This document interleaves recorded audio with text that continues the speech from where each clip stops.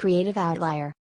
Creative was a big name when CD-ROM drives and aftermarket sound cards were relevant, but recent years haven't been kind on the Singapore-based company. Today, Creative is more focused on audio products such as the Sound Blaster Roar and Sound Blaster Free, which have been its more interesting recent launches. With the popularity of Bluetooth devices, the company launched the Rs. 6,499 Outlier headphones last month. Apart from wireless connectivity, these headphones also pack in some interesting extras that make it one of the most feature-filled wireless headsets around. Read all about it in our review. The Creative Outlier is primarily an on-ear wireless headset, but it can also be used in wired form either using a standard stereo cable or through USB.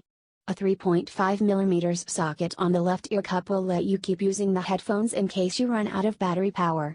Alternatively, connecting an ordinary micro USB cable will also let you use the headset with PCs and gaming consoles, utilizing its own inbuilt DAC. Both cables are included in the box. That's not all, the device can also be used as a standalone audio player with a microSD storage card. It supports common audio formats, which makes this one of the most versatile headsets we've seen. There is no shortage of connectivity options, and the Creative Outlier is pretty much equipped for any listening scenario. There's also a microphone and audio controls on the device. The headphones weigh about 100 grams, and are powered by 32mm dynamic drivers with a frequency response range of 20 to 22,000 Hz.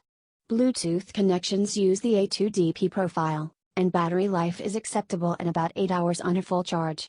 Additionally, you can also install the Buddy app, which reads out notifications on the headset from supported apps such as Line, WeChat, and WhatsApp.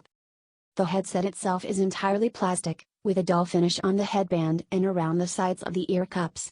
The outward-facing side of the ear cups have a glossy, reflective finish that is not only a grime magnet, but also scratches easily. The right ear cup has a power button, controls, microSD slot, micro USB port, and NFC sensor, while the left ear cup only has the 3.5mm socket for connecting a stereo cable. The Creative Outlier feels a bit cheap and tacky in our opinion.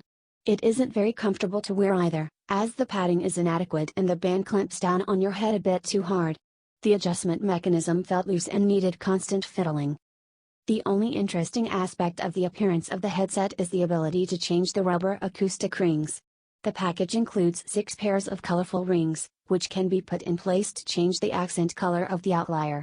Having no rings in place exposes vents in the ear cup, which changes the sound ever so slightly, by making it more open. We generally preferred the sound with rings on. All 6 pairs of rings have exactly the same effect on the vents, so you can even mix and match colors. This adds a little bit of flavor to an otherwise bland and cheap look. We use the Creative Outlier headphones with an Android smartphone and a Windows PC during our testing, and also tried it with music loaded onto a microSD card through its inbuilt audio player.